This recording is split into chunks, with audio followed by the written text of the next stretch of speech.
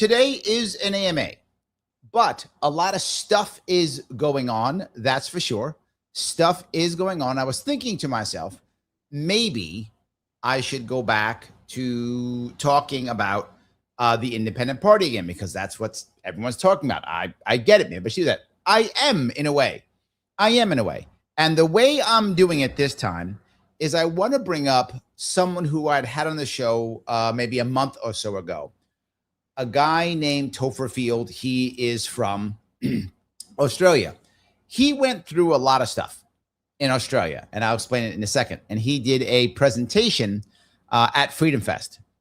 And I want to show that presentation because he is here to tell us that it's time for us to make a change. That's what I'll say. Make a change. Maybe that's the right way of saying it. And the question is this the time for that change? I would argue yes. I would argue that now is the time. And I think he's been talking about it for a while. And I think when he came, I think it made sense when that happened. So I want to show some of his show and talk about it, about the event that he did here. This is him at Freedom Fest just this year, about a month ago. Happy birthday, 250th birthday to the United States of America. The land of the free because of the brave. Quick question though. If things continue to go as they are right now, raise your hand if you believe that you will still be the land of the free on your 500th birthday. Yes. Not a lot of hands. If things continue as they are, will you still be free on your 500th birthday? See, the funny thing is, King George III would have loved to have had the amount of taxation, the amount of surveillance, the amount of standing armies, and the lack of representation. We have become them. That you have in your own government today. We put up with a lot now. I would go so far as to say that your government has become the very thing that your founders swore to destroy. I would argue that's true. I'm not here. Now, you've heard me say this before, and he's saying it a different way. But I've said this before. We have become our father. The father of America is the British Empire. And when the British Empire fell apart, we were there. We're like, Dad, I got you. But here's the worst part. We left our dad. We said, Dad, we're not going to be like you. We're not going to be about the empire. We're not going to be about that. We must have order across the empire. We weren't like that at all. We were like, no, leave us alone. We're going to be farmers. We're going to chill out, do our own thing. We were like, we're not going to be like you, Dad. I'm going to be different. And I'm going to be about happiness and life and liberty. This is what I'm going to go do. And we went to do that. And 100, 200 years later, Dad said, I'm getting old, son. Somebody got to take over the family business. And we went, Dad, I've come home. I'll take care of the business. And we became our dad. We are now the empire, right? We are now, we have become that. And you see his meme, you were the chosen one. We were supposed to be special because the world was copying us. The world was saying, we're gonna make our own constitutions. We're gonna break away from our colonizers, just like America did. And we're gonna be great. And we said, no, you're not. We're their empire now. And he's right. Then the problem is when you're an empire, you have to make sure that you maintain the empire. That's the problem, right? As I quote Spock, should I say evil Spock from Parallel Universe in Mirror Mirror, when he says, quote, Terra must be maintained or the empire is doomed. If you're going to have an empire, you have to have terror. That's how it is. So that's our problem. It must be violence. To tell you that you're wrong and I have the answers. I'm here to say, America, you're in danger. But you have the answers. Mm-hmm. It was your ancestors who taught you what you need to do. True. Too many people come into this country and they say, You know what's wrong with America? You need What's to be wrong with more America? like Europe, Boo. more like Australia, more like Canada or the UK. Boo. That's not why I'm here. I'm not here to tell you that you need to be more like any of those countries. I'm here to tell you that you need to be more like America. True. That's right. But not what you've become today. Not the America that King George III would be laughing at if he could see you now. Would love it. Do you know how much you would You love need it? to be more like the original you. True. The one which believed in The original me. I've got to get back to being me. See that? We have to go to Jamaica and get our groove back. That's what we have to do. freedom and inalienable rights, and risking your lives, your fortunes, and your And sacred your honor. True. Let me be so bold as to tell you what is wrong with your country. Tell me what's wrong. The problem with America today Yeah. is that there is too much 1984. Yes. There is not enough 1776. He is correct. He is indeed correct.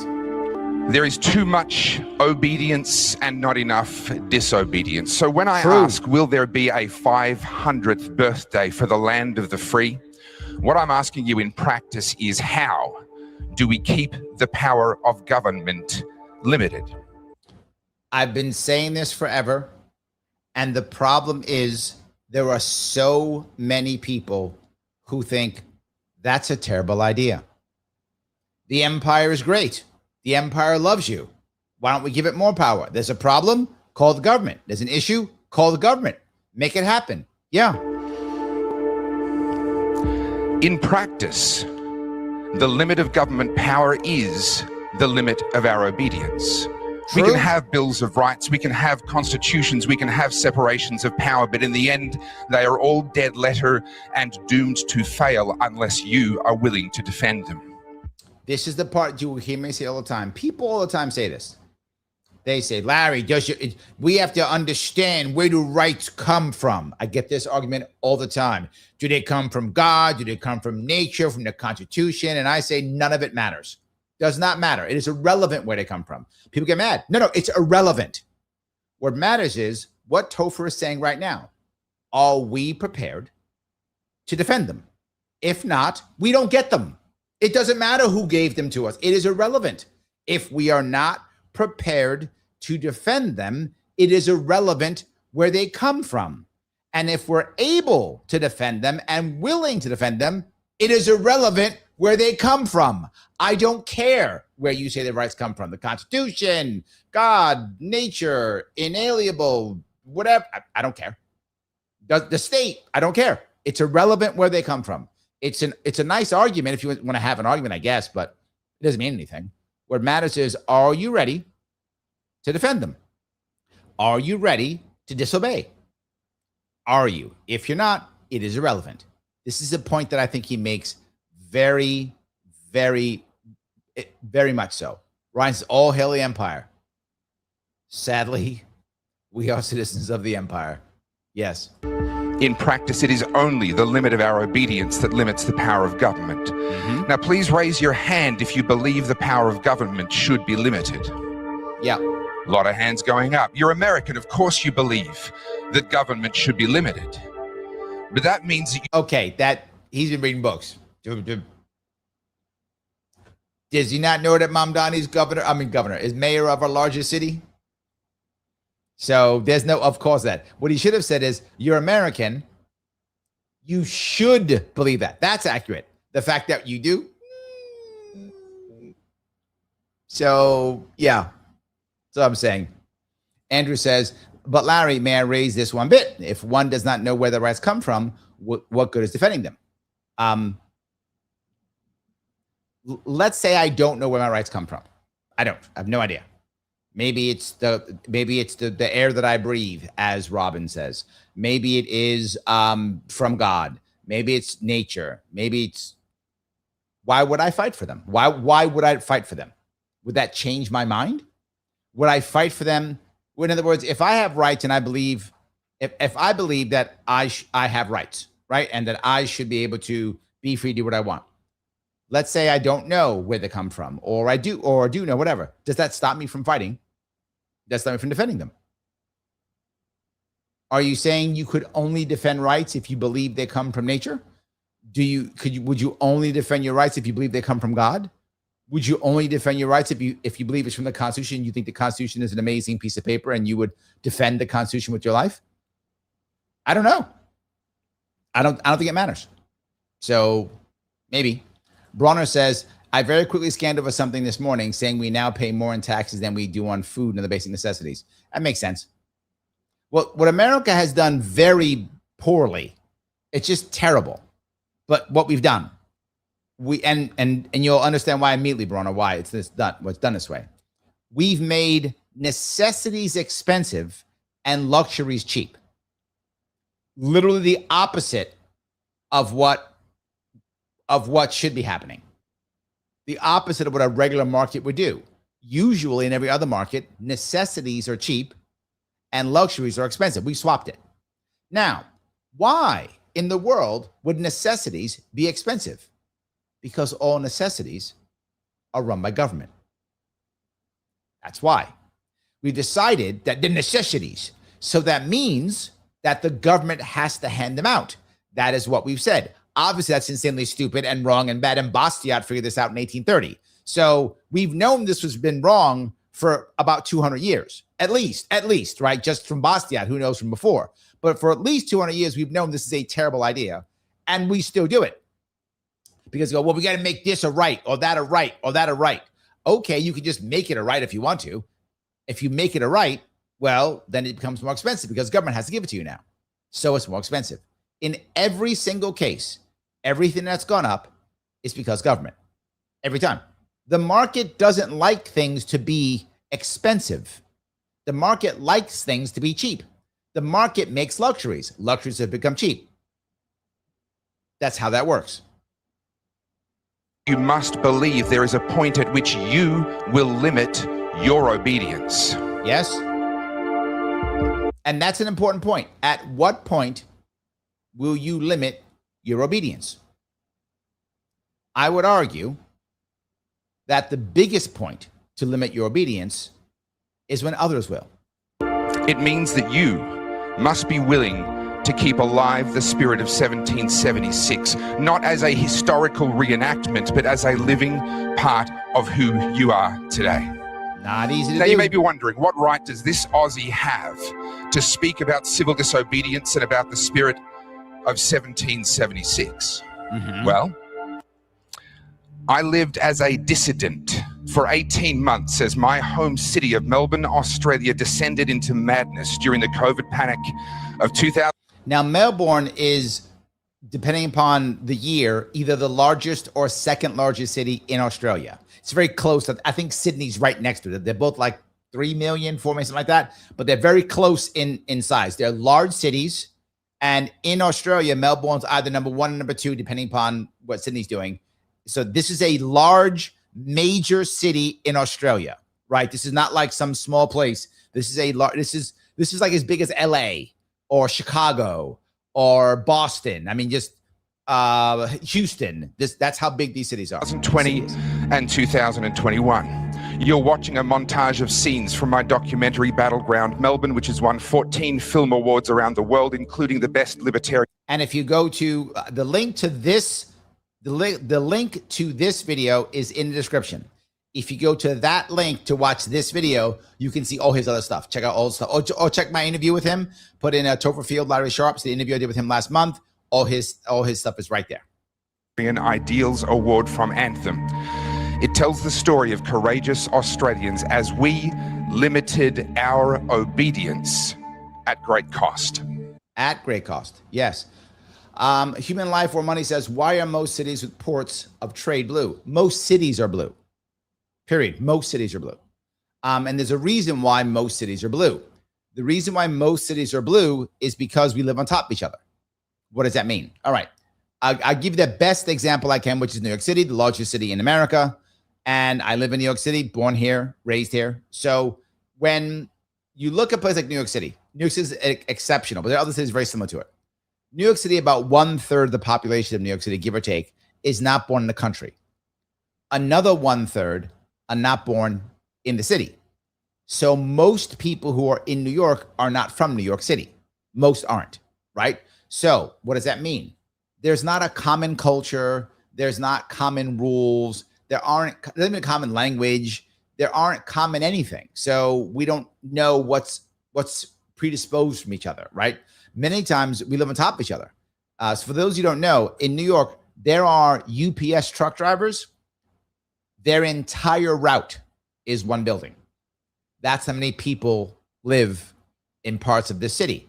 That's how dense we are. The entire UPS route, one building. So yes, that's how many people are packed in this area. One square, where there are parts of Manhattan where 1 square mile has 60,000 people. 1 square mile. That's the population of many of our entire counties upstate New York.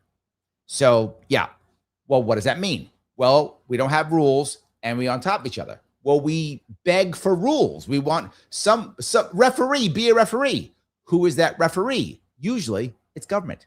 So we beg for a referee. We beg for government.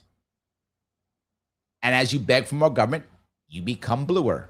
Yes, not just because you want some order, you want some rules. So who's going to make them? Well, if you live in many rural communities, the rules are obvious. Everyone knows what they are. They're all raised out there. They know what the rules are. Here we don't. So most cities become blue because of the packing of the people together.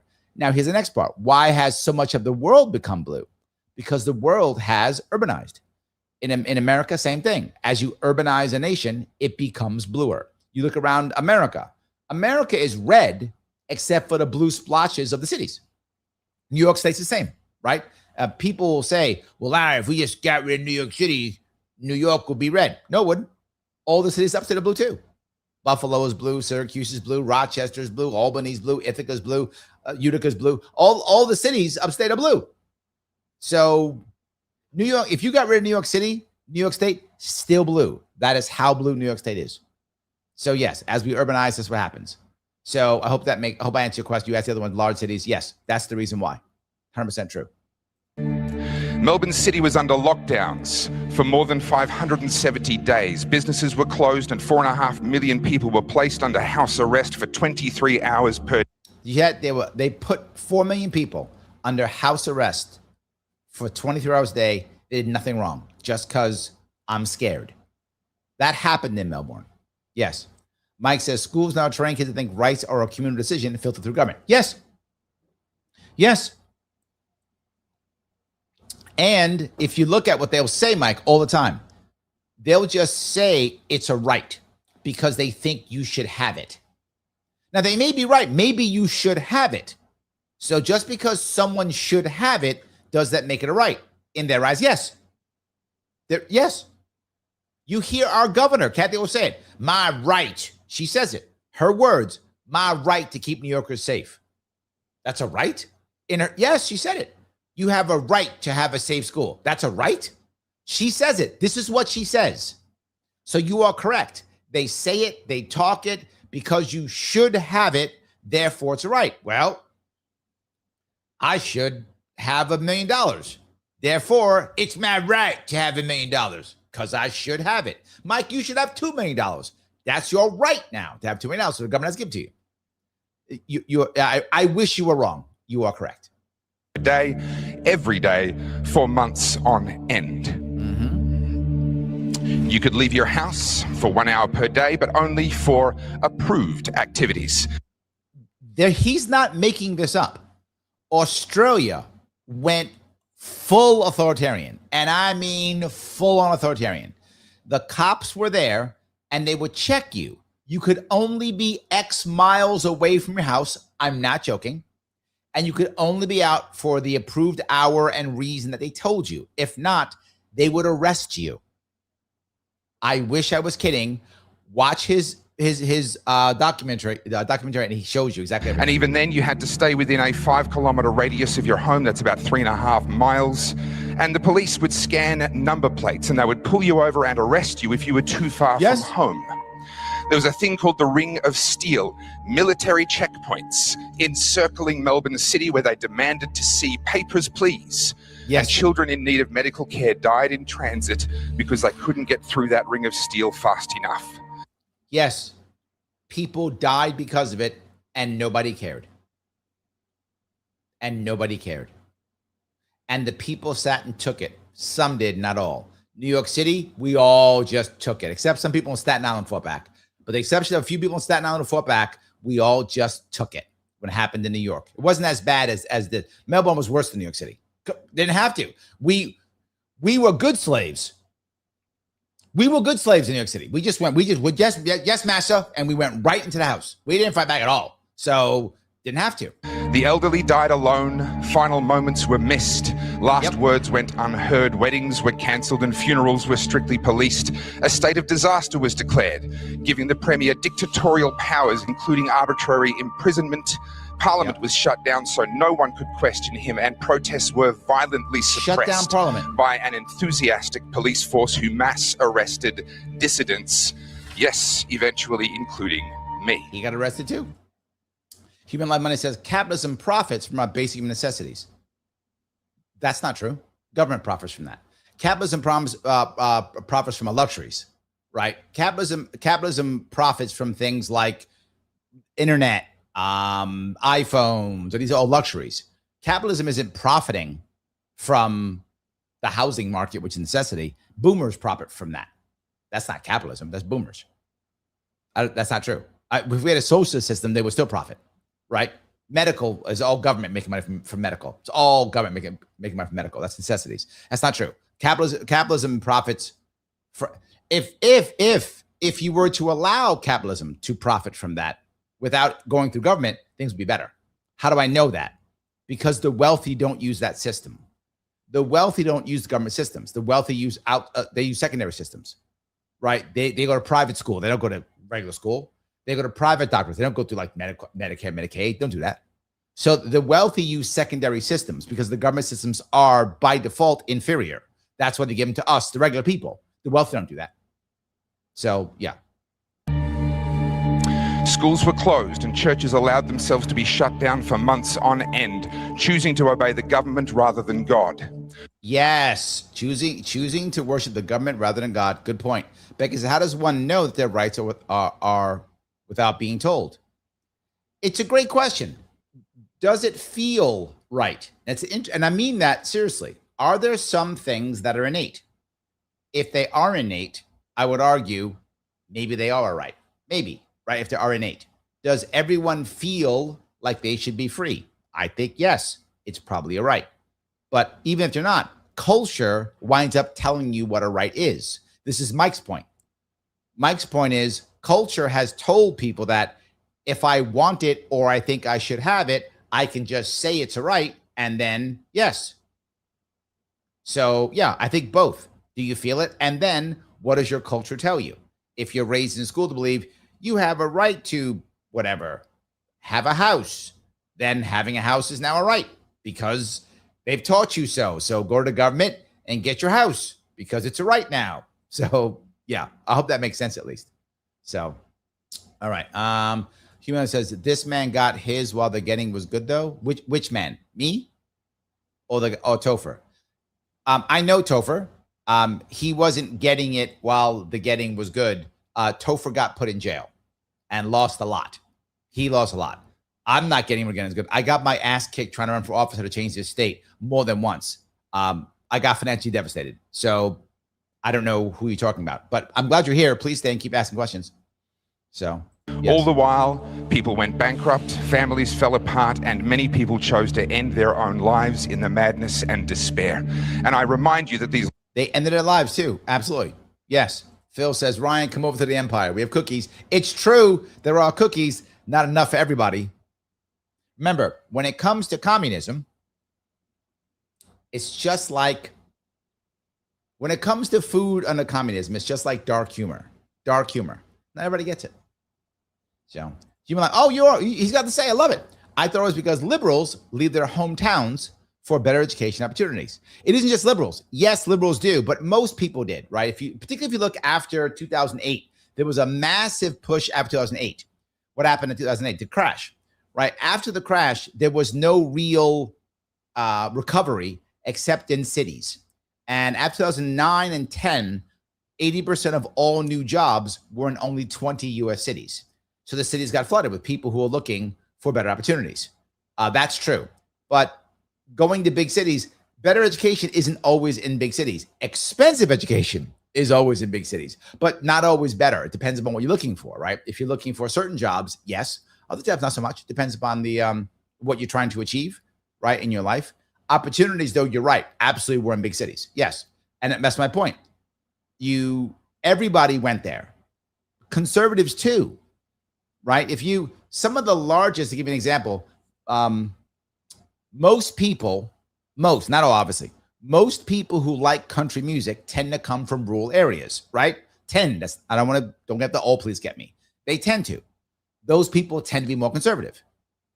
Almost every large city, wherever it is, Boston, Philly, Chicago, New York City, has at least a couple of country music stations that do very well. Why? This is a way of servicing people who've come from rural areas into the cities. They enjoy country music. So that's capitalism, by the way. But yes, that's part of it. So I think it's everywhere. So Michael, cities and our leftist cause a large relation of poor and government systems keep them dependent. That's not true, Mike. A lot of Appalachia is dependent on the government, and they're not blue. A lot of poor rural communities are dependent upon government. Most of our farmers, upstate New York, are dependent upon government. Our dairy farmers are buying from the government. They're not blue. That's not true. You can be dependent and still not be blue. Lockdowns went on in one form or another for more than a year and a half, and Melbourne, Australia became the most locked down city in the world. I was one of the only public figures to speak out from the start. Now, I wasn't the only person to speak out. There were others, and they were amazing, but I was the only one in the beginning who was willing to destroy my reputation and my public profile in order to speak out and disobey. He did. He did not get the getting.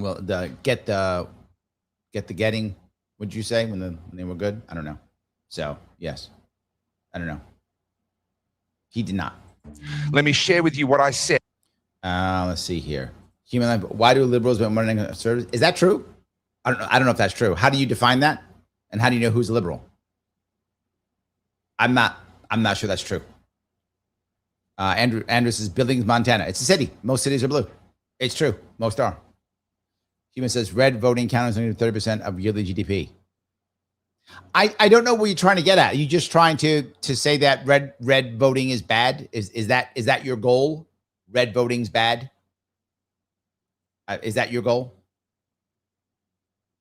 At the very first illegal public protest in April 2020, where just 70 people joined me. Yet what we're seeing from Not Daniel many Andrews joined him, but he stayed, and that's the point. He stood up and he stayed, right? He stood up and he stayed. So, was that all I hear are excuses for peaking in high school? Oh, more insults. Okay, here come insults. I get it. Just keep insulting, brother. You can stay, insult, whatever, if it makes you feel good. I was trying to answer real questions, but you want to insult. You can insult if you want to. Go ahead. I don't mind. Aloha. I'm glad you are here. Nice. Liberals can afford living in cities. Ken Griffin, New York City, literally got yelled at by Mamdani. Why? Because he's a liberal? No. He's a conservative. Makes a lot of money. I know a lot of wealthy conservatives, my friend. I think that's just not true. now is bullying and intimidation, an unprecedented power grab. This virus will pass. It will but the pass. massive debt and the unprecedented power grab that we have seen will affect Victorians and Australians for generations. Now, he was very prescient in what he said. And the most important part about what he said is he said that when there were only like 17 people there, when people were still afraid, when people were still afraid. Yeah. That was the very first protest, and thankfully that day the police left us alone, but that did not last for very long at all. As the months passed, I continued to speak out and to engage in peaceful but uncompromising protest, even as they arrested pastors for opening their churches, arrested rabbis for opening their synagogues, they arrested business owners for opening their doors. Arrest, arrest, arrest, arrest, arrest. New York State, arrest, arrest, arrest, arrest, arrest. Now, if you're talking about blue and red, who's doing more arresting? And arresting people who aren't creating any victims. They aren't punishing people. They aren't attacking people. They aren't robbing people. They aren't stealing. They aren't harming. They aren't beating people up. Nothing. And they arrested protesters for protesting. Police came to my home regularly to try and intimidate me, and I never knew when the day would come that they would arrest me like they did to Zoe Bueller. You might have seen her in the news. D says, we are too scared in the States to do this. Some did. I want to be very clear. Some did. To be forward, D, not enough. Not enough. But some, I want to give credit where credit is due. There were some guys in Staten Island who stood up to the cops and got arrested. There were guys in Western New York who stood up and some got arrested, some didn't. Did happen, just not enough. The Catholic Church actually stood up and they didn't physically open up, but they actually sued the state and won in a Supreme Court. So some did. I don't want to, not enough did. That's what I would say, but I want to give credit where credit was due. Some people absolutely did step up. And so many others. But every time they came, I was polite, but I did not back down. And I told them what they did not want to hear. So do you have a reason for attending this protest? Yeah, because it's a human rights violation that we're locked in our houses. Short and to the point. Be honest, blue states are authoritarian jerks. Just saying.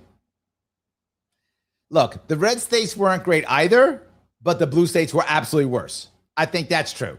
I mean, the blue states were absolutely worse. That they were absolutely worse. I spoke at many protests with the help of many amazing Australians over the 18 months of lockdowns. Our numbers grew from just 70 people to thousands and then tens of thousands. But as our movement grew, the police violence grew with it. The police used bearcats, armored vehicles. They carried out random shootings with rubber bullets. There were beatings, and if they managed to corner any protesters, they would carry out violent arrests. And again, I want to be very clear. This isn't, I don't know, Poland or Vietnam. This is Australia. This is Australia, part of the Five Eyes, right? Part of the, was it OECD? Is that what's called? OECD, right? That's what it is. Yes. Think about that. Deliberately violent. And to be clear, it was not us who was instigating the violence. It was coming from the police. Yes. But despite the danger of arrest and injury, we did not stop. For 18 months, things escalated until there came a fateful day when a few thousand of us took refuge at the Shrine of Remembrance. And that's the key. He went from 17 people to a few thousand. That is amazing. Good for him. This is what we should be doing when we're unhappy. That's the issue. War memorial. This is what I said on that day. And it wasn't our desire to come back. Bronna says, so yesterday Bumps called us losers and Read the Tree did. And now that not this clown, just called Michael Lyer. I'm glad they're here. I hope Bumps, I hope you guys only bumped him for 24 hours. I hope he comes back. We need new people. Let human life or money, let him see that you can come into a chat and be talked to. The problem is most people, what human life money is used to, it's where he's accustomed to. And I don't have to know him, but I know it. You all know this. He's accustomed to being on chats where it's just a sewer and people just yell and the host doesn't answer the question. The host just says the talking points. And if he's left-leaning host, the left-leaning host goes, yeah, Trump's bad or whatever. And if he's right-leaning host goes, yeah, Mom Donnie's evil or whatever, right? He just does the talking points. He's preaching to the choir. This is a place where you don't have to preach to the choir. So I hope Bumps comes back. Human, if you want to have a conversation, please have a conversation. I ask you don't be a jerk about it. That's all I ask. I can't stop you from being a jerk. You can be. I'm asking that too. I've not been a jerk to you. I've answered your questions. I hope you want to go back and forth. That's all I can tell you. But when they started using the anti-terror squad and driving the bearcat through the streets of Melbourne, labelling people who are simply political opponents of the government, labelling them as terrorists, well, unfortunately, we were left with very little choice. To appeal to our history, to appeal to our ancestors, to appeal to the freedoms that they fought for, that we inherited. And right now, we are letting slip away in our generation. This is a piece where it's important. He actually said what was happening. He didn't use violence. The government used violence. He did not. He did not. So this is an AMA. So I'm taking questions. If you're not, oh, please, human, don't do this. He's doing it. All right. This is the old. Remember how I was teasing you and I was saying how the Republicans of 2026 have become the Democrats of 2016, right? So that's how they become. Well, now the Democrats have become the Republicans of like 2002, right? Remember with Bush? Either you're with us or you're a terrorist. Human had just become George W. Bush. He's just become that. Human life, you become George W. Bush. Your transformation is now complete. So there we go. If you're not a progressive, you're aggressive. And then ask if MAGA is aggressive. Of course. So either you're his type of progressive or you're MAGA. Nothing in between. Nothing else. That's who you are. I get it. And I won't stand for that, neither will all the people here. We were appealing to our ancestors and the freedoms they fought for, just as you must stand today for the freedoms your founders fought for 250 years ago. There we go. See, Missy says it. This is true. West Virginia is a red state and very dependent upon government. Yeah. It's the cities that make you blue. Even people who are naturally conservative, if they move into cities, they wind up becoming more blue because they can't find another answer for their issues. Their issues wind up being stuck by government. Government becomes the answer for everything. So, of course, it's how that works. It's very common. So, yes. So, I don't say anything human life or money, but you're saying why liberals make more money. Is money a measure of better? From your name, I think a human life or money, that money would not be a measure of better. But perhaps it is. Is it? Adironic says, trolls are a good indication the program reach is getting bigger. Yes, exactly. Which is why I'm not complaining. Do you hear me? I'm not mad. Bring the trolls. Bring them in. I'm literally placing them in front. Bring them. John says, LBJ created a welfare system to keep poor people dependent upon the government and to destroy poor families. It worked. I would argue to destroy working families. But it worked. You're still right, it worked. But I wouldn't say poor families, working families. He was trying to destroy the working class, and it worked. It totally worked. The war on poverty made more poverty. The Great Society was a disaster. And you look at it from every way. And it was supposed to help black people or poor people, immigrants. It didn't help any of them. It actually helped destroy the black family. It's absolutely true. Just a few hours after I said those words, Victoria Police lined up like a firing squad and opened fire with rubber bullets into the unarmed, non-violent. They fired rubber bullets into unarmed protesters. Yes, absolutely. Protesters. Their bullets bounced off the stones that were laid nearly 100. Oh, this is an important piece, though, Human brings up. Boomers had their cerebral cortexes damaged by lead gasoline, stuff like that. Now, this is just obviously an insult. Remember, what I would tell you, the right will distract, the left will dismiss. And he's just been dismissing everyone. Oh, it's because this. He's being dismissive, which is the norm. But his point is a valid one, not meaning the lead part. But there is a backlash against boomers like there's no tomorrow. Human life is showing that, right? He's talking about it. People believe this. There is a big backlash against boomers because of the wealth distribution. There has been the last, maybe 20 years, maybe it's been screaming obvious. It's been happening for a while, but it's been really bad the last 20 years. There's been a wealth redistribution to the boomers. It's absolutely true. This is why Tucker Carlson about the tax base, talking about it all moves towards boomers. He's not wrong. He's not wrong. 100 years ago to honor those who sacrificed their lives for our freedom. Now, you can watch the full documentary here if you just go to topherfield.com, click on the documentary tab. It's there for free on my website. But this is why I can stand here today and speak on civil disobedience. Yep. But in truth, I'm not actually here to speak about myself and what I did in the past during COVID. I'm here to speak about you. This is the most important piece. He recognizes something, and many people do. We are supposed to be the shining city on a hill. Sadly, we are not that. We need to be the shining city on the hill. We are not that. I want us to be that. And we do that by not doing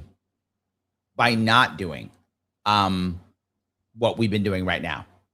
Absolutely. So Yeah. All righty. Let's see here. Nomadical, how are you? What are your thoughts on Rand Paul grilling Anthony Fauci in the Senate hearing? Do you think Rand Paul's poised on the presidential run? No, I don't think Rand Paul is ready for a run.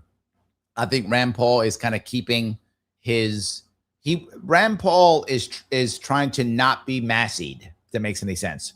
Rand Paul is trying to do just enough to rebel without being targeted by Trump. That's what Rand Paul's doing. The grilling of Andrew Fauci is safe, right? It's a good virtue signal. It's a safe virtue signal.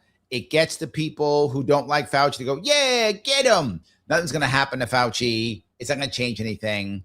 It does make Fauci look terrible, which a lot of people want to make him look terrible. So I think it's a very savvy thing that he's doing. Smart for him politically, but I don't think it makes him. I mean, might he throw his hat in the ring to raise some cash? Maybe. I mean, he'll raise money. If he runs in the primary, he will raise some money, which is nice, but he already raises money. So Rand Paul's not in any he's not really in trouble politically. Right now, Trump is not going to primary him. He's not going to get massied. So why is he concerned? But he might raise some extra cash if he runs for president, maybe raise his profile.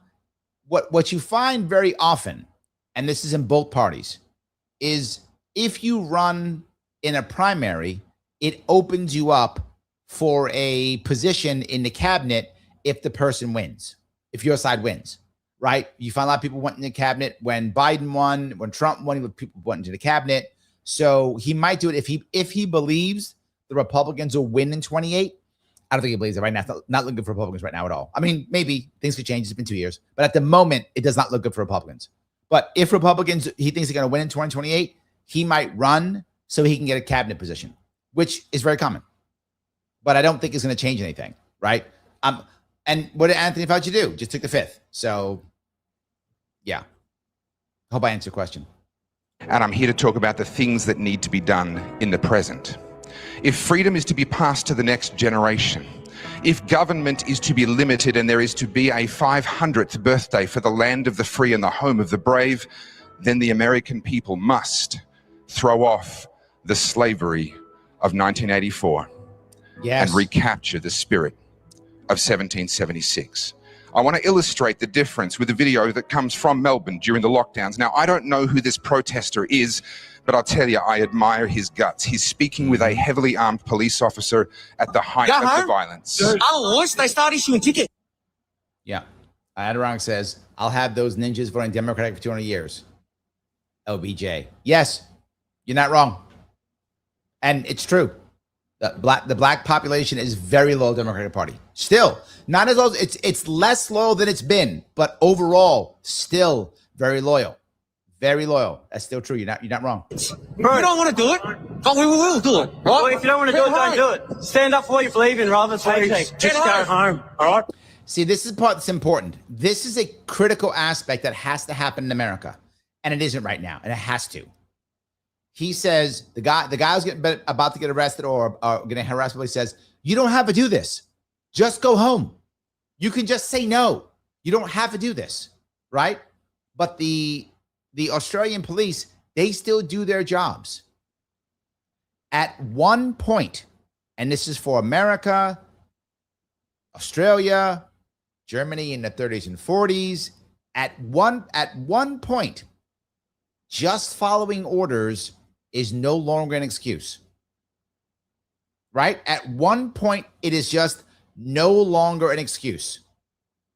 But the cop is honest. Here what he says. We get paid to do this, mate. I'm just as over this fucking protest as you are. He goes, we get paid to do this. I'm just over this process as you are. The cop says it. I'm doing it for the money. I got to pay my bills. Yeah. The cop just said the quiet part out loud. Yeah, I hate this too, but I got to pay my bills, so I guess you're going to jail. For protest, I mean lockdown, right? Fair enough. Unfortunately, Fair enough. I got to do what I got to do. And that's why I'm here trying to talk to you. You don't have. He says you don't have to do that. Just go home. You don't have to do that. You could stop. You could just go home with the rest of us. You're choosing to do it. I'm not skilled to do anything else, mate. So unfortunately, I'm not skilled to do anything else. So unfortunately, that's what a guy said. That guy said the quiet part out loud. And this is why it's so hard. I'm not saying he's right or wrong. I'm saying he's human. And I get where he is. But at one point, You just got to say no.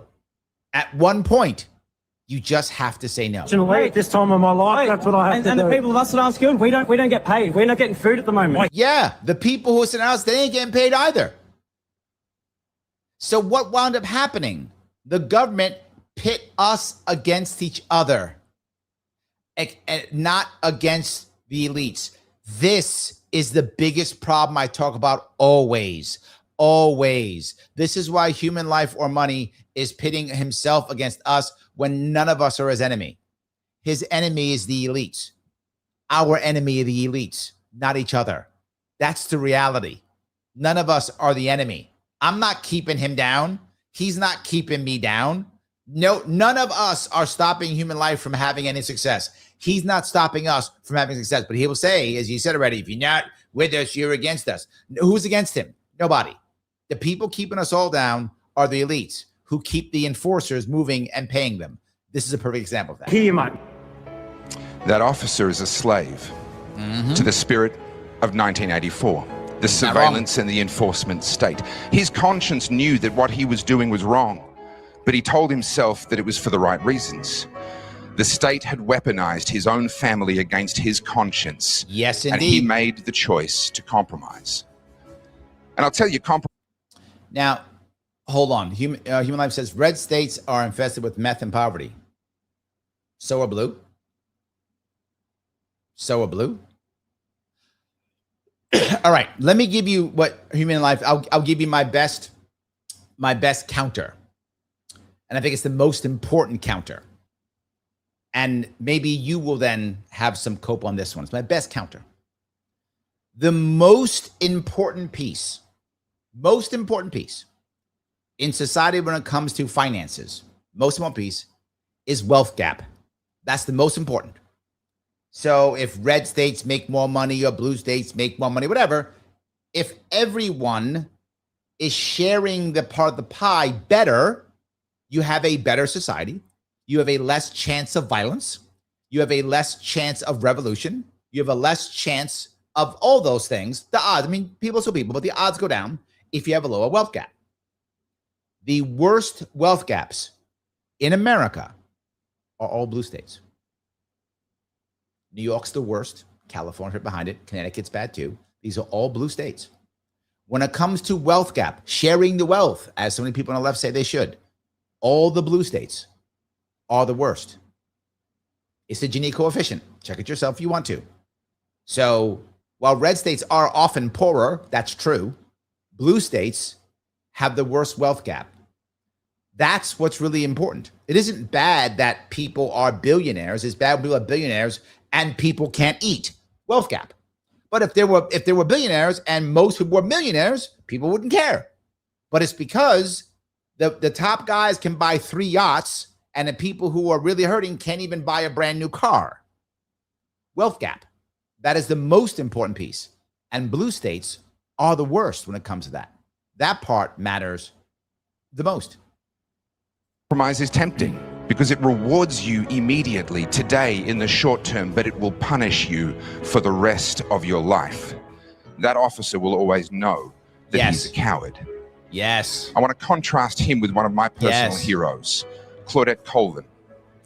Claudette was the inspiration for Rosa Parks protesting by not moving to the back of the bus. Rosa credits Claudette as the inspiration for her act that went on to change this country forever. But unlike Rosa, Claudette never got credit. In fact, she was rejected and condemned and had to move to New York. And this is a true story because part of the thing that mattered in these days, and still to this day, is do you have the right messenger? Claudette had a past, which was not the perfect past for 1950s America. So she couldn't be the face. Rosa Parks had a great past for 1950s America. So Rosa Parks saw what Claudette did. Claudette had to leave. Then Rosa Parks copied her. This is not a joke. This is a real thing. And then they used her as the right person. She was the one that you could hold up. That's a true story. To start a new life with no friends and no family and a criminal record hanging over her head. It took until 2021 before her criminal record was finally expunged. Yes, absolutely. D says we need to be educated on this stuff so that we can make these types of steps more often. True. So why do this? That's why I'm trying to grow this store. So I'm trying to grow this this show, because I want that to happen. I want us to see these types of things. It's why I'm supporting Topher. That's why I had it on my show. That's why I'm having to do this. Of course, that's why. I agree with you completely. And she paid a terrible personal price for limiting her obedience. Yep. But just a few years ago, she said this: I was a spark and it caught on. Yes. Can you? Brona says, I get it, Larry, but it's a distraction from the chat, in my opinion. What's the distraction? This is an AMA, so all kind of crap goes on. Which is the distraction? Is the video I'm showing a distraction? Is me a distraction? Is human life the distraction? I don't know who the distraction is. I like it going back and forth. Maybe I'm wrong here. That's why I like the AMA piece where it goes this way, but maybe I'm wrong. You tell me if you think it's a better show another way. You let me know. I'm open to changing the show. Imagine living with that feeling every single day. Living by your conscience will cost you, believe me, I know.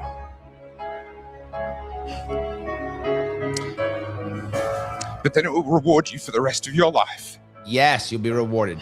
If you stand up, you will be rewarded. If you become the slave, you will regret it. What's the old saying? A hero dies one time, but a coward dies 1,000 deaths. So yeah, it's the piece. It's one of the reasons why I do what I do. I didn't get arrested like him. I didn't. I tried once, but didn't work. Anyway, my boy didn't. So yeah.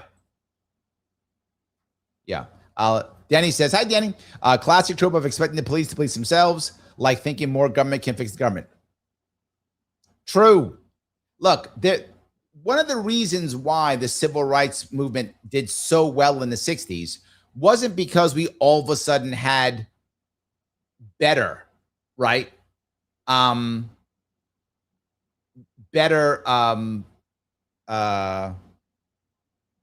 activists. Sorry, the word I'm looking for. Not because we have better activists. We've had great activists since the 20s, 30s, 40s. Of course we have, right? The women who got the right to vote in 1910s, 1920s, right? So we've had activists for a long time.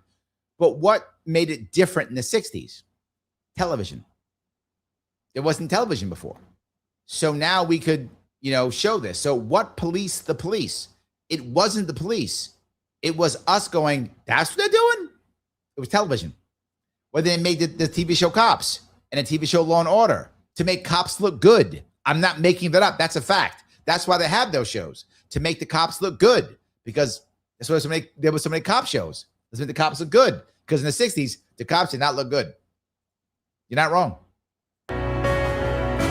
I was a spark, and that spark caught on. That is the spirit of 1776. True. And so the future of the United States of America comes down to a simple question. Mm-hmm. Are you the slaves of 1984? Are you? Or are you still the sons and daughters of 1776? I'll finish with a video clip from the greatest day of my life.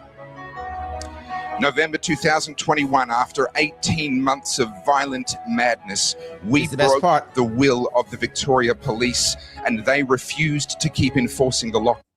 The cops finally said no. They finally said no. That's the piece. They finally said no. And that's when you win. When the enforcers refuse to enforce. Yes. Robin says, there's been a backlash against boomers for decades. It's true. There has been a backlash. It seems like persecution to me. Have the younger generations grown to dislike their parents, grandparents? Yes. Yes, they have. And there's actually a thing. Oh my God. What is it called? This actually is happening. No contact. That's what it's called. Kids are going no contact with parents.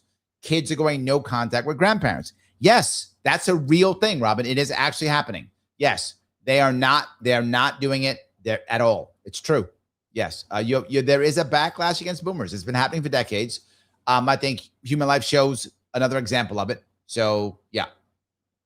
All right, Dee's over in Rumble. She says, it's Human that Braun is annoyed with, not you, Larry. Okay, so he's the bad guy. You're the bad guy, Human. But no one's going to cancel you. That's the thing you're making up. That's fine. But remember, Remember, for most people who lean left, what he obviously does, it's important to be a victim. It's critical. So when in doubt, be a victim. The second that victim, and then the more of a victim you could be, the stronger you are. And then, of course, you can't fight back because now you're a victim. So that's a good defense. You will find that as a very good defense. The right does it do sometimes, but nowhere near as much left. The left does it all the time. All the time. That's a common thing. So. Downs to keep enforcing the ban on protest. We won. Yes, they it was won. over. The harshest and longest lockdowns on earth finally came to an end. And Yes. hundreds of thousands of my fellow Victorians turned out to celebrate. And this is what I said to them on that beautiful day. Getting to this moment has been a long road. A journey that has come at a high cost to many, many good people. Yes. Daniel Andrews has abused us, threatened us. Yes. Human Life says libertarians are fence-sitting conservatives. You don't know many libertarians then. You probably know people who call themselves libertarians. This is the problem that libertarians have. I mean, again, this is good that Human says this. He has a valid point. Or she, I don't know. I'm assuming he, because you said human, not human. Joke, teasing you. Anyway, no, the libertarians we do absolutely have a branding problem. That's true. Because there are still people who believe that people like Ben Shapiro is a libertarian. He's not even close libertarian, but people do believe it. People believe that because people like Dave Smith or the redhead libertarian or Clint Russell, because they call themselves libertarians and they're just right-leaning people. And they say they're on the right. Because of that now all of a sudden all libertarians are that way. What people like Human Life don't hear, and it's our fault, that in many cases, we're better Democrats than Democrats and better Republicans than Republicans. We actually care about being fiscally conservative and being social. We actually care about that. But what most people don't know is our first presidential candidate was gay, and our last presidential candidate was gay, both openly gay. And when's the last time the Republicans, Democrats had that? Oh, wait, never. The answer will be never. Yeah, openly gay. Didn't care. Supported them. In 2020, we had a woman running for president. So we have it all the time. In fact, I think our chair is gay. Isn't that chair gay? I think our chair is gay too. So yeah, we don't care. So to say we're fence-sitting conservatives, we literally want to, as libertarians, legalize drugs. I'm pro-cannabis. Most people go further than I do. But that's reality. And if Human Life would actually do homework on what libertarians actually believe, he would know that. But he doesn't. Why? Because he believes the branding. And it's not his fault. It's our fault as libertarians. We have not branded ourselves well. And we allow people who are just conservatives to use that name. And most people who get mad at the Republican Party go, well, I'm not a Republican, I'm more libertarian. They all say that. And then people think they're libertarians when they're Republicans. So, yeah, it's true. You're not wrong. You're not wrong. Danny says conservatives are for authority. Sorry, not sorry. Conservatives do like authority. That is for sure. They do enjoy some authority. Now, Democrat establishment does also, but yeah. Sent armed agents of the state to some of our homes, and yet here we stand. Daniel Andrews has arrested us, imprisoned some of us, and sent men to shoot at us. And here we stand. Yes. He stood his ground. Daniel Andrews tried to break our will with the full weight of his twisted so-called... Now, to be clear, he spent about almost 2 years doing this. So he spent a lot of time and energy trying to block. And here's the hardest part, though. This is the saddest part. After it was all over, all that was done, the Liberal Party in Australia who did this was all liberals in Australia who did this. Their punishment was nothing. They won the next election. They won the next election. So yes, Phil says best steak in New York City, best street food. I don't go out to eat, dude. I wish I could tell you. I don't go out to eat. I eat almost all my meals are home cooked. I eat at home. I buy the best food. You see, I don't have a fancy watch. I don't have a fancy car. I don't live in a fancy neighborhood. I don't use my money on that. I put my money into food, the best food I can possibly buy. I bring it home for my family, and we cook almost every meal, breakfast included. We cook almost every meal. We eat together at least once a day, if not 2 or 3 times a day. So I'm the wrong guy to ask about going out and eating. I rarely go out to eat. I eat out maybe once a month, twice a month, maybe. It's rare. And when I go out to eat, I'm not a fancy guy. I go to a diner. So tough for me to give you that answer. Sorry about that. I wish I had a better answer. Laws, but we realized a deeper truth. That good people break bad laws. Good people break bad laws. Love it. Love it. Future generations are watching us. They are reading about this moment in a history book, and they will go to you and they will say, "What did you do?" True. What did you do? What did you do? Human Life for Money says you aren't standing up against fascism. We aren't standing. We aren't. I think you made that up, brother. I don't think you know where you came. I don't think you know where you came. You did. No, you don't. You stumbled, which is great. You stumbled to something great. I'm glad you're here. Keep talking, please adding, but come back and watch. Or you know what? Watch a couple shows from before if you want to. Oh, come back again. Come back next week. We'll be on again. Come back in and watch some old shows. If you think that, if you don't know who I am, Google me, Larry Sharpe, and Google maybe my Joe Rogan interview, and you'll see me discuss what I'm talking about. And it's not fascistic at all in any way, shape, or form. In fact, it's all about community, local people growing. If you check out any of my stuff, if you care about policy, and if you care at all, go to my Larry Sharpe YouTube page and put in 8 hours. I do an 8-hour of policy, how to fix New York State. New York State. That's your fault, Phil. New York State, right? How to fix New York State. It's not fascistic at all. Nothing I talk about is that. So the way you stand up against fascism is not by other authoritarianism. The way you stand up to fascism is by breaking the role of government. You can't have fascism without government. Authoritarianism, which you must stand up against. Now, sadly, most people think, well, if my guy is the king, then it's okay. No. Didn't you guys just have a no kings rally or something, right? So, yeah. If someone's on the fence, it would be you. I am proud to say that I risked everything. Hold on. Red says that the biggest wealth gap, fact check. You are now you're either lying or you're a bot. Utterly not true. Not even close. 100% not true.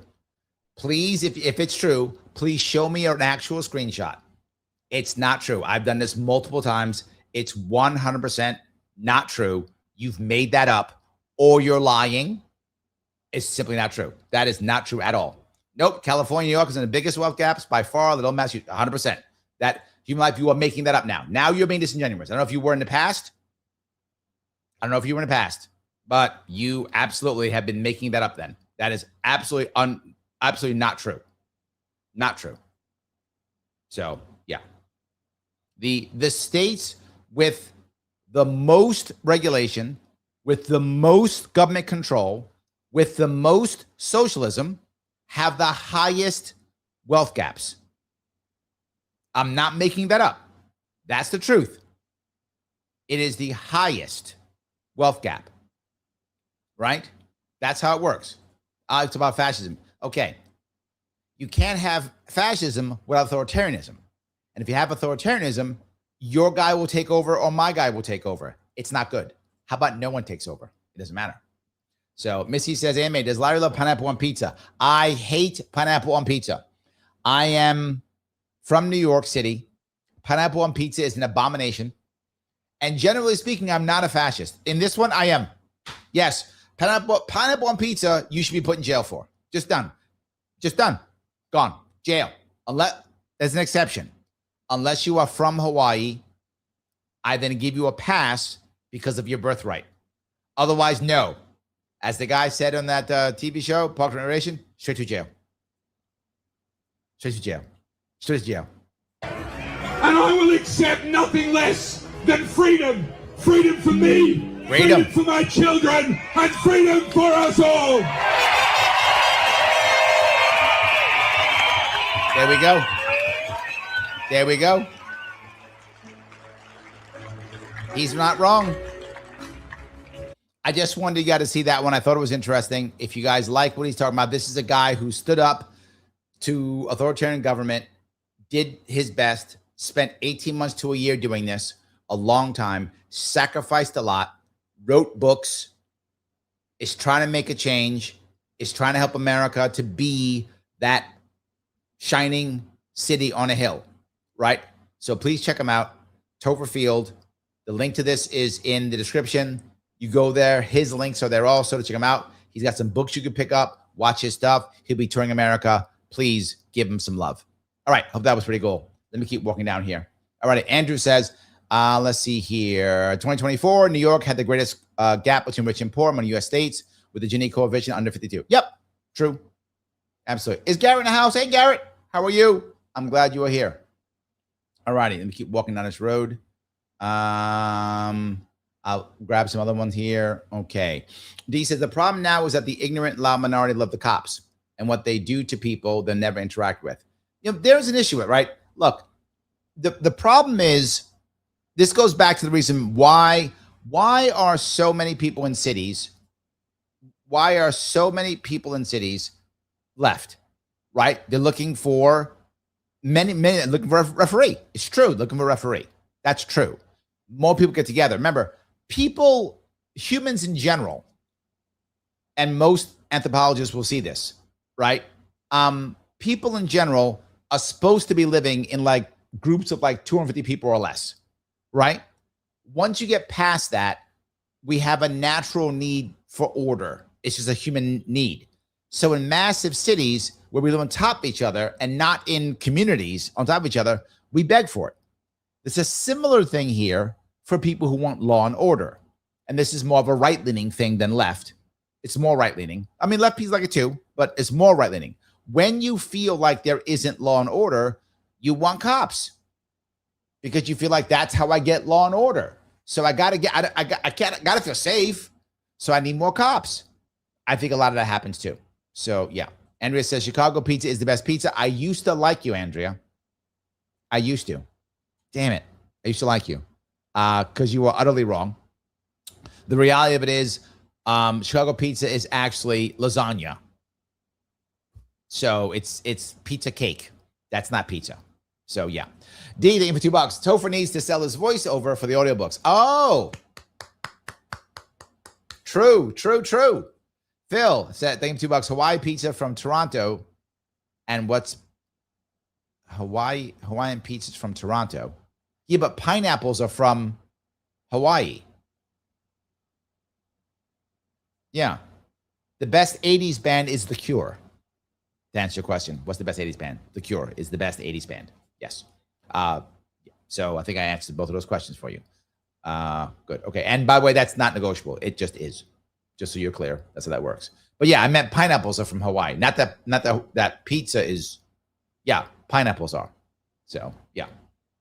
All righty. Robin says, Larry, am I wrong? Feel like the backlash against boomers is sort of persecution. I agree. It's not right. I wasn't justifying it. If you notice, I wasn't saying that human was correct. I wasn't justifying it. I was validating that it is real. Some people act like it's not real. It is real. There are people who are really mad at boomers, and they're acting like we should just take their wealth and stuff like that. Yes, it is a problem, but I'm not saying it's right. I'm saying it's true, if that makes any sense. It exists, and we should understand it. I'm really resentful of being something to something because of the year I was born. What a stereotype. Yes, it's not fair at all. But all I'm saying is don't fool yourself. Understand it exists. That's all I'm saying. So, yeah. So he is from Australia, as you probably know. He is from Australia. And if you want to see what else was happening in Australia, something else was happening in Australia that was kind of authoritarian also. And if it was, they had massive gun control laws. Yeah. And there's an article on it on the Advocates for Self-Government. Yes, there is. there is an article about Australia's gun control on the Advocates for Self-Government website. Head over there. If you would, click the link in the description below. Click that link so they know it comes from me. Head on over there and put in Australia in the search bar for articles, and this will pop up. Western Australia shows that gun control has its limits. What? How can gun control have limits? Because it does. It does have limits. It doesn't fix everything. And in America, it's racist on top of it. So read this article if you want to by Jose Nino.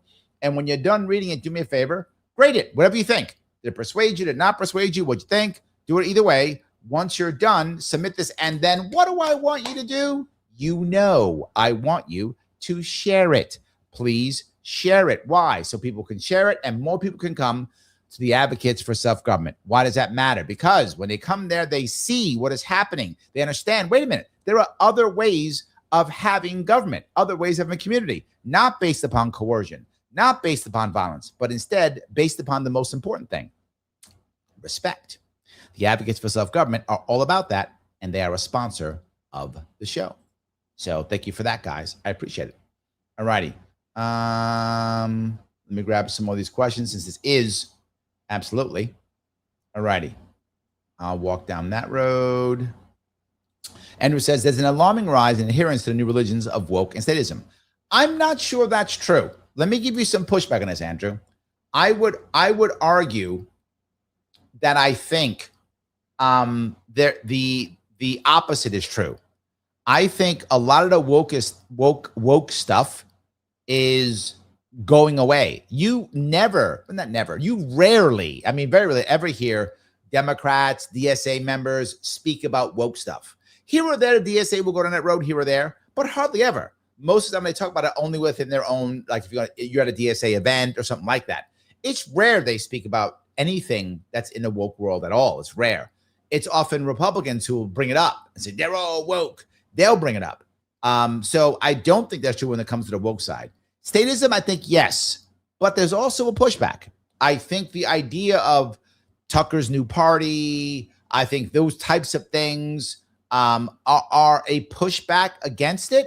It's not gone by any in any way, shape, or form, but I do think there's the actual adherence in America now is to the old religions, not the new ones. You are seeing a rise in people becoming Catholic, becoming Eastern Orthodox Christians, becoming Muslims. So not even the new religion. I mean, Protestantism is new compared to the other religions. Not even Protestants. Prosperity gospel's dying in America. I used to be, everyone would go to the Joel Osteens of the world. They're dying. So I would argue, if you look at I did a show on this last year, showing that women specifically are moving towards Islam faster than men. And it sounds crazy, but it's true. And men are moving towards Eastern Orthodoxy and Catholicism. So I think the opposite is actually true. Missy says, I need to read 1984. It scared the crap out of me when I read about it a decade ago. Yeah, I like the movie too. The movie's pretty good. I enjoyed it. By the way, in the 80s, it came out in 1984. And the one of the best singers of the 80s is Annie Lennox. And she sang the theme from 1984. She was part of that band, the Eurythmics. And then she broke up with the dude who was her lover, and she became just Annie Lennox. So there we go. All righty. Nomadic says this is a great chat, guys. Oh, I appreciate that. I like that. Rona says, we anarchists do not want to emancipate the people. We want the people to emancipate themselves. Erico, is it Malatesta? Nice. Nice. All righty. I think we went down that road. We covered that one. Okay. And just imagine voting. Kind of cute. I like that. Phil says prohibition supports cartels. True. 100% true. Absolutely true. Yes. All righty. Let's go down there. Okay. Logico says conservative men are the most submissive to authority. It's kind of cute. You know, it depends. It really does depend. It depends upon the authority. I think conservatives and liberals both become submissive when it's their guy. I think that's the key. And this is the part that many of them don't get, right? When it's Trump, conservatives go, oh, trust the plan, whatever, blah, blah, blah, right? When it's Biden, he's right, trust Biden, you don't understand, the other guys are fascists, whatever. I think it depends. Danny, I think they like when it's their guy. I think that's the issue. So, yeah. D says, human Larry hates capitalism. Do you think he has a smashed capitalism sticker on a laptop? What? Human bot Larry. Is that what it is? Hates capitalism. Do you think he has a smashed capitalism sticker on a laptop? Oh, okay. Okay. Capitalism bought they're using the phone he's okay. Now I get. Thank you. Okay. Yes. Okay. He's saying human hates capitalism, but he has a laptop that capitalism bought him and a phone. Yeah. No, look, the thing you'll find is when people say capitalism is bad, it's because they see capitalism as crony capitalism. And crony capitalism is bad. It's true. And what they won't accept, if you ask most socialists, socialism always fails. They will go, that wasn't real socialism. They'll tell you that all the time. I'm not talking the Soviet Union. I'm not talking, Maoist China. Now, some people think that's a great idea, but most socialists will tell you, no, I don't mean that. I mean real socialism. Okay. Well, then how come I can't then say, what we have now is not real capitalism? How come I can't say that? Capitalism is based upon real competition, where the government actually breaks up monopolies, and there aren't monopolies or cartels, and people are able to do what they want to do, where small businesses are supported as much as big businesses, where Goliaths get destroyed by Davids. You don't just make more Goliaths. So could I say that? No, they won't let me. The socialists will tell me, no, this is what capitalism does. But when I say what socialism does is Stalin's 30 million dead or Mao's 30 million dead, no, that wasn't real. So when socialism creates tens of millions of deaths, that's not real. When capitalism creates crony capitalism, that's real. It's a double standard, is what it is. But here's the biggest piece. You cannot get rid of actual capitalism. Because what capitalism really is people just voluntarily exchanging goods. Humans will always do that. Humans will always do that. We will naturally voluntarily exchange goods. If we have a form of money, we will use money. If we don't, we'll barter, but it's what humans do. And a lot of people can't get that. The problem with socialism is there must be someone in control to socialize it. That's the problem. By default, socialism must have authoritarianism. Capitalism can and often does, but doesn't require it. All capitalism requires is some form of rules, which can be done by a community, which can be done by an authoritarian. It doesn't mean you don't have authoritarian. You can. I'd rather not, obviously, but you could. So yeah, the idea is the idea with someone like Human is he's angry. He doesn't like what's happening. He's not wrong. It sucks if you're not a boomer or a Gen Xer in general. For most Americans who aren't boomers or Gen Xers, it sucks. Most Gen Xers are experiencing hardcore family disruption more than boomers. The divorce rate's terrible. Losing kids is terrible. Gray divorce is a real thing. So Gen Xers are feeling it. And millennials all hammered because their relationships are failing. They're not getting married. Gen Zs don't even want to get married. They don't want to get together, have kids. So they're all unhappy. I get it. I understand why Human's unhappy. He's not wrong to be unhappy. Lots of people are. The issue is he thinks, oh, socialism will magically fix it, or it's capitalism problem. It's not capitalism problem. That is an issue. It's a social problem. So, yes. All righty. Let's see if I can go down here. Robin says, thanks, Larry. I think the younger generation and their disdain for boomers will change a lot of wills. I'll be calling my attorney Monday to change mine. That's funny. Braun says, nonsense, Larry. There are tons and tons of libertarian literature out there, much of it free online. Human just repeats what television says. He thinks he knows us. Yes, there's libertarian literature out there, but why would he go look for it? Why would he go look for it? He stumbled upon this one, right? If you look at, and I show you sometimes when you watch some like Breaking Point's an example. Breaking Point's shit libertarians all the time. And it's, oh, these libertarians, blah, blah, blah, they made this, they made that. Okay, please name me one libertarian, one, in the history of America that made a law. Not one. Anything you're mad at in America was made by Republican and or Democrats. Not libertarian. We haven't been in charge of shit. We've had one, and when I say one, I mean one. We've had one congressman in 250 years, and he didn't win as a libertarian. He won as a Republican and then said, you know what? I'm out. I'm leaving the Republican Party. I'm not going to run again. I'm libertarian.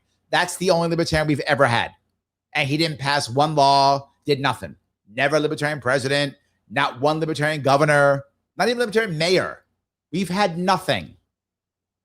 So to act like libertarians did this stuff is a bunch of horseshit that he's heard. He has heard this, Bronner, and this is my problem. You're saying nonsense. There's lots of libertarian out there. He's not going to look for that. Why would he? He lives in his left-leaning world, and in the left-leaning world, anything that's bad is libertarian. Therefore, libertarians do all these things. No, we don't. We write books. We have podcasts. We don't make laws. We don't make rules. We don't do it. Never have. Hadn't existed. But he doesn't know that. He thinks like Trump's a libertarian or whatever. He thinks that. I'm not making that up. He probably does. He thinks like Marco Rubio's a libertarian or whatever, or J.D. Vance is, none of them libertarians. But he thinks that. So you're asking a guy who believes, obviously, he literally said, if you're not progressive, you're aggressive. You're not with us, you're against us. You're asking that guy to go look up libertarian literature? I'm happy he's here. You asked too much. I'm just happy he's here. This is probably the first time in his life that he's heard there's a difference between libertarians and Republicans. There's a difference in libertarians and conservatives. He probably never heard that before. I'm not mad. I'm not mad at all. And it says, is breakfast pizza still a pizza? Yes. However, you cannot microwave it. This is the issue with pizza. Some people microwave pizza the next day. No, that should be against the law, just like pineapple on pizza. You have to heat it up either in an oven or toaster oven, preferably oven, unless you like crispy pizza. Now it's okay. I'm not mad if you like crispy. It's fine if you do.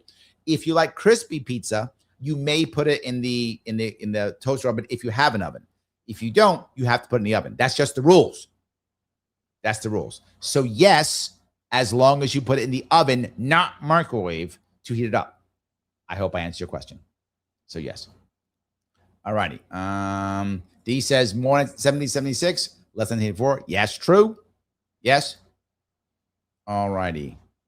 Adirondack says, Andrea, I was picturing old cold leftover pizza from last night for breakfast. No, you can't. You have to heat. I've expressed this already. You have to heat it up in the oven or toaster oven. That's the issue. John says, even if it's a chain, the best steakhouse I've been to is Ruth's Chris. It's pricey, but here's one. There's one here in Astoria, which actually is very good. It's a Greek one. It's very good. It's called Christos. I think it's the best in Queens. I don't know if I'd say it's the best in Manhattan. I'm not sure I would say that.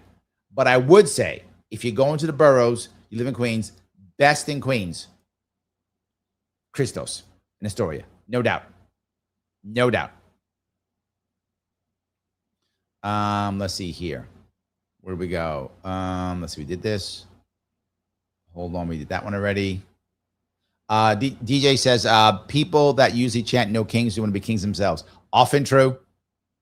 Often true. Missy says, I love cold food. No, you got to put it in the oven. Why won't you guys listen to me? Rona says, I am free no matter what rules surround me. If I find them tolerable, I tolerate them. If I find them too obnoxious, I break them. I am free because I know that I alone am morally responsible for everything I do. Robin Heinlein, who was genius. Very good. Yes. All righty. And they destroyed his book with the movie Starship Troopers. Destroyed his book. Starship Troopers was an amazing book. The movie they made, I'm not mad that they made the Starship Troopers movie, right? It's the same thing with the new movie, All Quiet on the Western Front, the Germans made about 3 years ago.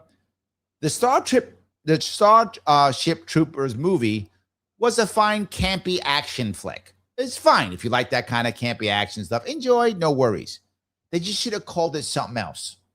They shouldn't have smeared the name Starship Troopers with that movie. They should have called it The Bug Killers or something, whatever. Call it something else. Make the movie. Enjoy the campy action flick. Enjoy the pretty people shooting things movie. Some people love that. Enjoy. But they should have never called it that. Just like the movie All Quiet on the Western Front they just made recently. That movie was not the book.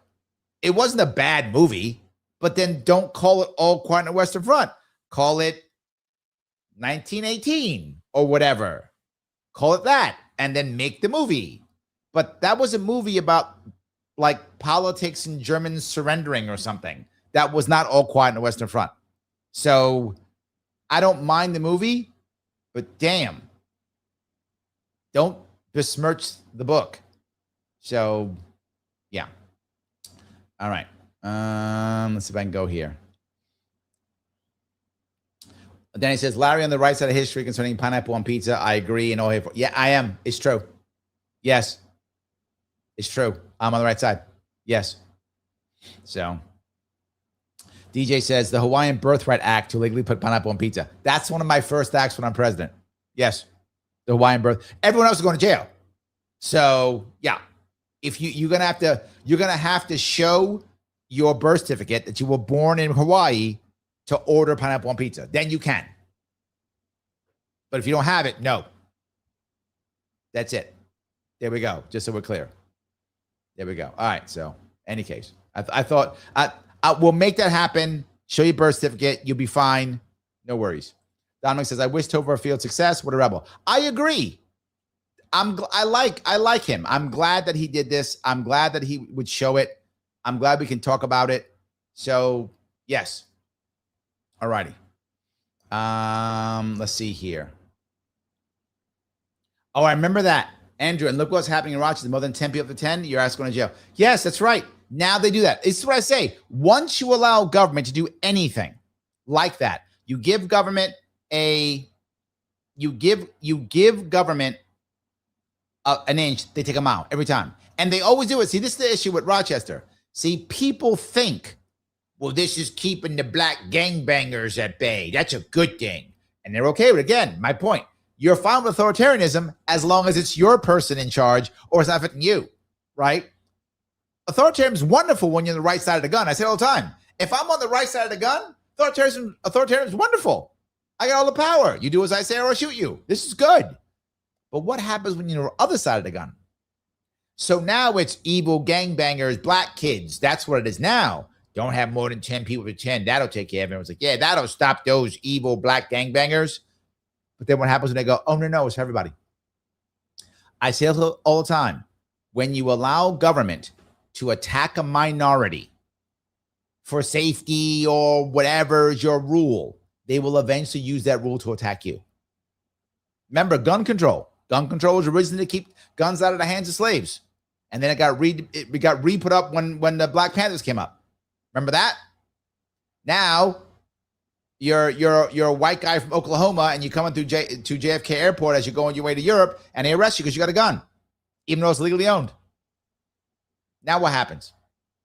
It's a terrible idea. The lockdowns were a terrible idea. You can't let government do this. You're totally correct. This is a terrible idea. You just can't. So, yes. All righty. Eric says, Chicago pizza is a casserole. Yeah, it's true. It's true. Absolutely. John says, we have the right as individuals to give away as much of our own money as we please in charity. As a member of Congress, we have the right to appropriate dollars of the public money. D. Crockett. True. And I agree completely. If you care about something, you should have to put as much of your money as you want to towards that. Yes, absolutely. So John says, Larry, Jonesum says, Larry, what are your favorite keto snacks? My favorite keto snack, generally speaking, is actually pork rinds. I like pork rinds with salt and butter. Now, some pork rinds have a lot of salt on them, which I like, but if they don't have that much salt, I will actually salt them extra. And I'll use the butter to mix the salt in. So butter, it's like fat on top of protein. It's just amazing. That's my favorite snack. I generally don't snack much. I try when I can and do keto to do OMAD, 1 meal a day. I can't always do it because I did some particular stress level. Food is my drug, right? You guys know I'm sober, so I don't drink or smoke weed or whatever, right? I don't do any of that stuff. But carbs, love them. And now, by being keto for 16 years, it was one of the hardest things for me to break. So I'm kind of sober on carbs too. But I still want to eat when I get very stressed. So sometimes if I snack, I keep pork rinds, usually baked pork rinds. I keep them in my household. My household's a keto household. You have to leave my house to get carbs. There are no carbs in my house. You have to leave my household to get carbs.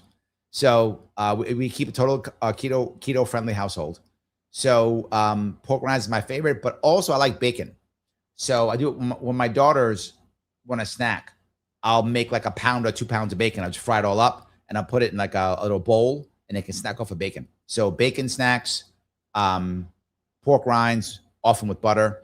And I do have when I want to get a sweet drink, I do have a keto hot cocoa that I'll sometimes make, but not often, once in a while when I feel like it. So I do that. It has MCT oil in it and it's obviously sugar-free, no carbs. So I think those are my snacks. Anything else that I snack on? I'm not a real snacker. I try to just eat meals and then drink water and coffee. That's that's how I stay so hot and sexy, Johnson. That's how. So hope that answers your question.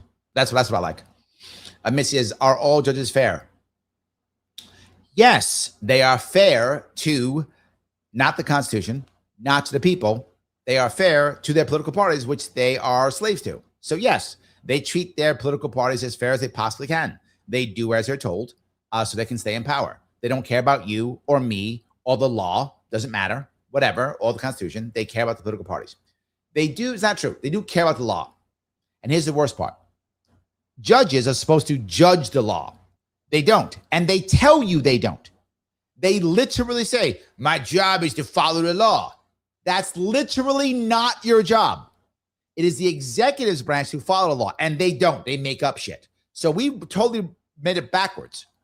The federal government, I'm sorry, the executive branch, the mayors, governors, presidents, they just make shit up.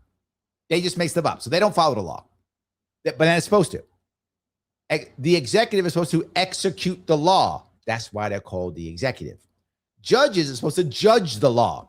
So when the brain dead chimps in the assembly produce garbage laws, judges go, that's not a law, that's garbage. No, they don't. They worship it, in fact. And here's the worst part. All laws are written by only two types of people. One, brain dead, bought off, empty suit assemblymen or congressmen. One. Or two, more commonly, corporate lobbyists. So you are now worshiping something created by corporate lobbyists or by brain dead chimps. Empty suits. And you're worshiping that. How bad are you as a judge? I want you to imagine something for a minute. Everyone watching, imagine something for a minute. Every law in the last 50 years, every one of them, every law that's been passed in the past 50 years goes away tomorrow. Every one. 50 years, gone tomorrow. Would you even be affected? Would you even be affected? Most of those are garbage. The most important laws have already been on the books in New York State for 400 years. I'm not making that up. New York City was New Amsterdam in the 1620s. 400 years ago, fraud, theft, murder, those are already against the law. 400 years ago. Andrea, thank you for the $5. Authoritarianism thrives on government expansion. True. A limited state protects freedoms for all by ensuring power is never concentrated in a few hands. Yes. Something else. The more libertarian a state, the more libertarian a nation, the more libertarian any community is, the less they attack minorities. Every single authoritarian state on the planet, every one of them goes after minorities every time. Why? That's where they test their expansion on the minorities. See, we can do this with the blacks, with the Jews, with the whatever, with the gypsies, with the Amish. You find the answer. We'll do it with them. No one will say anything. Now we've just shown the worst thing. We're going back to judges, Missy, back to judges, precedent. What judges also do, which is insanely stupid, but they do all the time, they worry about precedent. Well, has it been done before? Yeah, we took the guns from the black people. Oh, took from anybody. We put the Jews in camps. We put anybody in camps. We put the Native Americans on reservations. We can put anybody in reservations. Done. That's how judges think. They think because one idiot did it, we all should be idiots. Let's all do it. That's how they actually think. Well, it's a precedent for it. Yeah, but it was stupid. But it's a precedent. Yes, but it was stupid. Yeah, but it's precedent, so we got to keep being stupid. Why did it be stupid? Because one guy was stupid once. So we all have to be stupid forever. Oh, and they believe that. So yes, this is why I would say, stop punishing people. Stop punishing minorities. We mess with the trans people. Tell them what bathroom they go in. Now I can tell you what bathroom to go in. Leave them alone. Don't let government get involved at all. Don't mess with the trans people. Don't mess with the gay people. Don't mess with the black people. Don't mess with the Jews. Don't mess with the Amish. Don't mess with the gypsies. Leave them alone. Because once you start, it's everybody. All right. Robin says, all you boomers change your mind, change your will, so children who might be like our troll don't get our money. Nice. Very good. Lil J says, in general predictions for the next 5 years, U.S. and New York City. All right, I'll give you both. I'll start with New York City. New York City is going to continue to decay. It's already happening. You can see it already. All the money that Mamdani was trying to grow, he's not going to grow it all. He can't. He won't be able to. They're not going to let him. And the reason is the establishment Democrats right now actually don't like Mamdani at all. He's the Trump of the Democratic Party from 2016. The Republicans hated Trump in 2016. They still hate him now. But anyway, the establishment does. The average Republican is the same. The average Republican still likes Trump. The average Democrat actually likes Mamdani. But the establishment on both sides don't like either of them, right? So the establishment people, Democrats still don't like Mamdani. They're being good to him because he's super popular. So they're giving him just enough because he's popular to be forward. Socialism is winning in the Democratic Party right now. It's absolutely winning. There's no doubt it is. So the leadership can't stand it because they're not socialists. They're corporatists, but they got to be good because they got to stay in power. So they're going to give Mamdani just enough so they can pretend like we care about socialism. They don't, but they'll pretend like they do for a while. After this election cycle it's not going to work. Kathy Hochul has far too many, and all corporate Democrats have far too many big donors who hate Mamdani. Far too many. She can keep them at bay till November and go, I'm going to pretend like I like this guy. So just keep giving me money. I'm going to pretend so I get my votes and then we can go. Just let me do this real fast. That's all they're going to do. Once it's over, she'll be right back to slave to her corporate donors, as they all are. They'll stab Mamdani in the back as soon as they possibly can. And same thing with AOC. They co-opted AOC, right? Same thing. Now, AOC's rebounded very well. So I'm bringing up New York City. AOC, believe it or not, I think, some of you are going to think I'm nuts. I think she's the future of the Democratic Party. I don't think it's Mamdani. I think it's AOC. Why? I'll give you the reason why. Mamdani cannot cross over. Like, he can never be the corporate Democrat. He's just not. He can't do it. AOC can. AOC can play both sides. She can go, Chuck Schumer's not that bad. She can play that game, right? Nancy Pelosi isn't that bad. She can play that game and still go, but I love Zohran Mamdani, as she talks and says his name, right? She can do that game. And it's enough to keep Democrats going, oh, okay. So I think her and her ilk are the future. It's not Mamdani. They'll need more Mamdanis. The advantage that Mamdani has, and you'll see more like him, is that he shows strength. Democrats don't have strength. They don't have it, right? They don't have it. Mamdani shows strength. The people who are winning the Democratic Party now are those who are showing strength. And the Democrats are eating that shit up, and they're going to keep. I told you back when Biden when I knew he was going to be the man, is when he got on that stage and said he's going to take Trump out back to the barn and beat him up, or whatever garbage he said. Democrats, they motivated them. They loved it. They were jumping out of their pants. They loved it. Mamdani has that strength. He doubles down. He says, I'm going to do it. And they eat it up. Most Democrats you see as they speak, they don't have that kind of strength. Most people on the left like and prefer empathy. So they create empathetic people, or at least people who project empathy, whether they are empathetic, who the hell knows, but they project empathy. They don't always project strength very well. Biden in his heyday projected empathy very well. As he got older, he didn't do it well anymore. So when he added strength, amazing. Mamdani also projects empathy in a different way. He projects in a way like, I'm with you. That's how he projects it, and he projects strength. It's a very strong combination for a politician. Now, AOC does show empathy. She does. But she's been stronger since she's been with Bernie. And if she can jump on that Mamdani, you will see she'll be the future of New York politics, whether that's through being the senator or running for, I think she's for Senate president, whatever. She will be the future. I think she will. In the U.S. in general, next 5 years. That 5 years is a tough one to do. It's tough. But the American empire is burning. It's obviously clear it's collapsing. It's falling apart. It's absolutely falling apart. There's no doubt.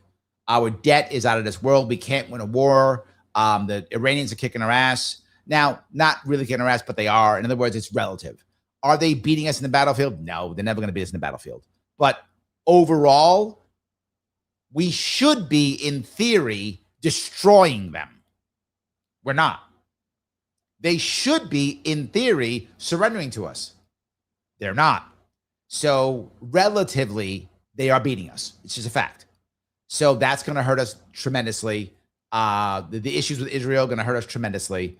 America's in trouble these next couple of years. It just is. And that the Republicans are probably going to get their butt kicked here in 2026. Democrats will take over for a bit. And the problem is they have no answers either. None of them have answers. The problem is none of them have answers. The only hope we have is if an independent party makes impact in some way. Whether people start actually following following actual policies, changing things, making things happen, giving people hope. Because we have another problem here, which is our men have given up. We now have, 10, 11 million men who've just checked out? I'll show you a video. There's a video that talks about like 4 million men who don't leave the house anymore. It's like 10 million have given up, 4 million don't leave the house anymore. You cannot have a functioning society when your male population won't join, right? How are all those women who want boyfriends and husbands going to find boyfriends and husbands when you have 11 million men who checked out? There's no men there, right? You can want a husband or a boyfriend all day long. They're not there. They don't exist. They're sitting in their mom's basement, or they're sitting in a house with 3 or 4 roommates, and they're not interested in joining society. And another chunk are all leaving the country. And by the way, we have massive people leaving the country. We have immigrants who are self-deporting, and more Americans have renounced their citizenship last year than ever in the history of America. And we're on track this year to have even more. Just renounce citizenship, just leave. Just pack up and go. Say, we're out. I think I said it. I said this the other day. I've known people who've been going to other countries. They're from other countries originally. They come here as immigrants, go back and visit, and they come back here and say, you know what I missed about my other country? What? The freedom. The other country, not this one. So, yeah, I think we're in trouble in general. I'm hoping that we have an independent movement in some way that actually works. I'm excited about it. I hope this Tucker thing is going to work. I hope it will give us some hope to make some change. Without hope, there is decay. And right now, we're just decaying. If we don't have a movement somehow, the country is going to go into organized violence by 2030. So what's that, 4 years? There'll be some form of organized violence. And it won't be the J6 stuff. It'll be something else. It'll be something like people going, we're out, we're done. There'll be some kind of organized violence. When you make peaceful revolution impossible, you make violent revolution inevitable. You just do. And if we can't make a change, there's going to be violence. So yeah, I don't see us doing very well in a couple days, in a couple years. I think Mamdani will do. Right now people love Mamdani. I think they'll love him next year too. I think he has a honeymoon period of at least 2 years. That's what I think. People still love him, think he's great. All those things, I think he will. After year 3 or 4, it'll be iffy, but he'll blame Trump. He will say it's Trump's fault. It's the Republicans who did this. He'll blame somebody else. Odds are we'll buy it, and he'll get a second term. After that, he'll be hated just like he'll be hated by the end of his second term, just like de Blasio was. He'll be by the end of his second term, he'll be hated. He'll get a couple of years, and then by the end of his second term, he'll be hated. And it'll probably be the end of his career unless AOC saves him. AOC can save him. If she saves him, it will change. Now, I know people are going to say, but Larry, he can't run anymore. Watch in the next 10 years, a non-native born American run for president and be a contender. Someone not born in America. You'll see it. It's against the Constitution. No, it isn't. There's a lawsuit. Cenk Uygur already started it. You'll see. So I hope I gave you some answers. I don't know if you like those answers or not, but I gave you some. Robin says, the best 80s band, Jimmy Buffett and I know I said it was The Cure. Did you not get that? No, it's The Cure. I told you already. Guys, listen. Anyway, so, all right. We'll keep going down here if I can. All righty. Human says, communism is the new boogeyman that Fox News is spamming. How weak? You're not wrong. That is true. And the problem is that the Republican Party has no answers. So they're throwing communism as the new boogeyman. You're right. They should be instead. This is the issue. This is about put on both sides. There are a lot of more mainstream Democrats who hate the socialist side, the DSA side of the Democratic Party. But it doesn't make them Republicans. It just means they hate the DSA side. So where are they going to go? The hard part is, no, the Republicans haven't given something the Democrats can vote for. They still hate Trump, and Republicans still love Trump. So Democrats can't vote Republican unless they give them something. Now, Trump was brilliant in 2024 when he made the coalition, RFK, Tulsi Gabbard. A lot of mainstream Democrats liked RFK or liked Tulsi Gabbard or liked Elon Musk back then. I mean, they still love his Tesla cars back then. Not anymore, but back then they did. So he gave them something to vote for, right? They could handle. They don't have that now. Democrats, same thing. There's a lot of Republicans who are mad at Trump right now. Tons of them mad at Trump right now. Doesn't make them Democrats. Democrats aren't giving Republicans something to vote for. They go further left. They're going for the socialism. If they would give Republicans something to vote for, they would. Bill Clinton was an example of that. Bill Clinton gave them something to vote for, and they went, we'll take it. Right? Reagan gave Republicans something to vote for. Democrats something to vote for. So it's a valid point. It's a cop-out. The Republicans should stop going, communism. It's silly. They should stop it. It's not. This is why they do it, by the way. Some of you may not know this.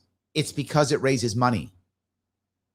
Republicans see that and go, oh my God, communism, take the money. Don't make us communism. It raises money. It doesn't get new voters, but it gets donors to give. That's the whole point of it. So, yeah. All right. I think we covered that piece already. I want to grab some more of these if I can. All right. Where am I? So many. Wow. You guys are all my what? Human, you've got my chat going. I love it. That's good. Yeah. Absolutely. I love this. All righty. Let me grab some more. They keep going down here. Larry's serving the tea. True. Absolutely.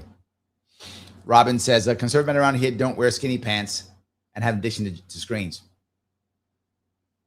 I have noticed that when it looks for skinny jeans, generally speaking, that person is not conservative. That's true.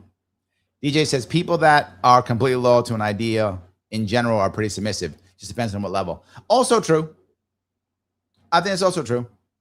Yeah, I would agree. All right. Danny says submissive to God's authority seems rather subjective. True. I would agree. I think it is subjective, but the goal should be, one would hope at least, that if you're going to be submissive, it's to something that you respect and something greater than yourself. You would hope it will be that, right? If you're going to choose to be submissive. And I'm not mad at someone submissive, as long as it's not being forced. So yes. Andrew says, we had true capitalism and it worked until government got involved. I like that. Human says, capitalism caused the wealth gap. 100% not true. Again, no evidence of that whatsoever. That you've just made up. Absolutely not true. 100% not true. There are lots of societies that have massive wealth gaps that aren't capitalistic. Monarchies had massive wealth gaps. No capitalism there. There's tons. There's lots of that. Wealth gap is not capitalism. Wealth gap is how your society is set.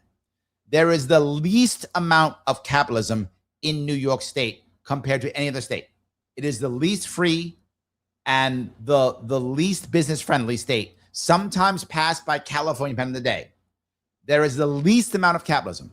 It is almost always government-controlled everything. In fact, there's almost no net private sector jobs in New York or California that aren't immediately set up by the government. That's been true for about 5 years or so. You can check that information if you think I'm making this up. And they have the highest wealth gap. Literally what you said is not true again. You've just made that up. That is absolutely not true. Capitalism is not the reason at all. So again, simply not true. You've just made that up because someone told you that. That's not true. So anyway, let me grab this if I could. All right. You guys went back and forth a lot. Okay. Because there's no gay people in China, they're allowed. I'm not sure that's true. China's allowed a lot of stuff, so who knows? I like that. All right. Let me grab some of these. I'm trying to go around here. Human Life says libertarian deregulation will allow capitalism to run wild. What? All right. Let me give you an example of libertarian society. The Amish. Is capitalism running wild there? Mike says, Larry, the director hated his House was book, which he didn't read. That's why he went for satire and wound up actually subverting himself.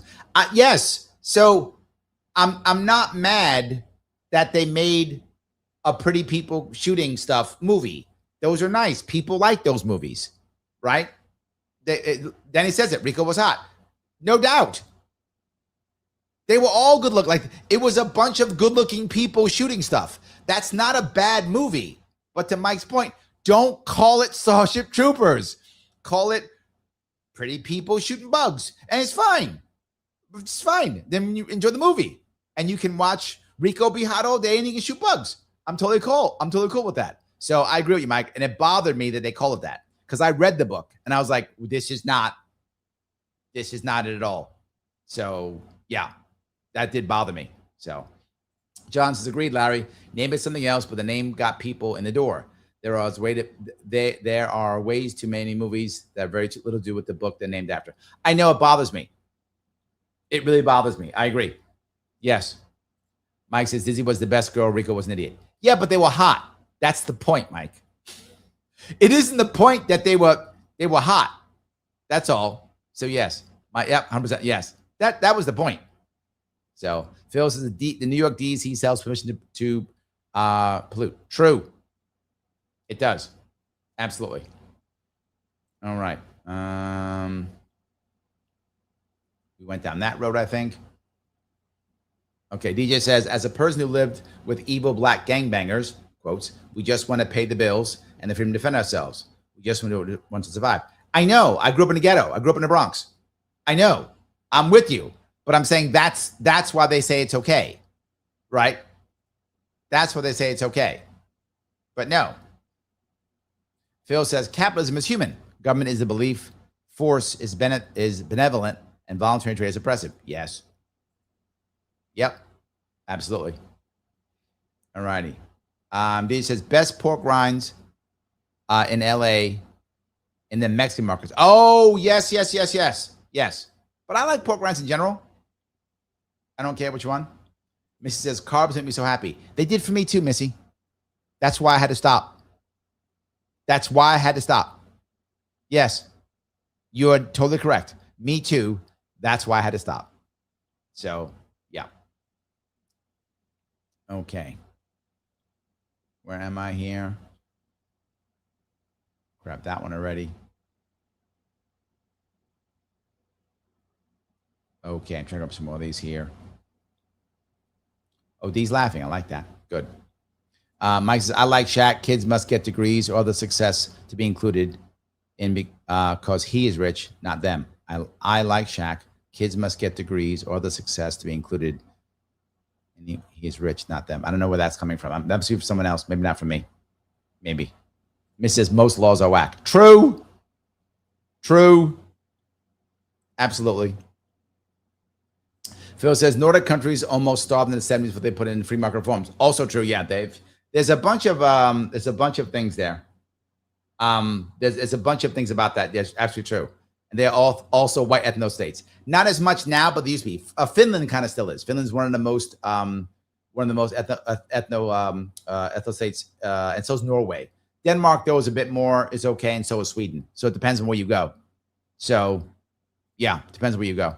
Absolutely. Guys, I want to bring up a couple of things that I don't think I brought up yet. I want to make sure I do bring them up. Remember, our members show is not this Friday today, but next Friday, the 14th. Members only show will be next Friday. For those of you who want to join, please let me know. I've already put it in the members only chat, not on the members only post, I'm sorry, on YouTube.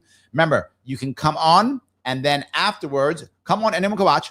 And then afterwards at 7 o'clock, everyone can watch, 8 o'clock, that's a members only show. So do that. Also, tomorrow, for those who don't know, I will be doing a Rumble only show. Hold on.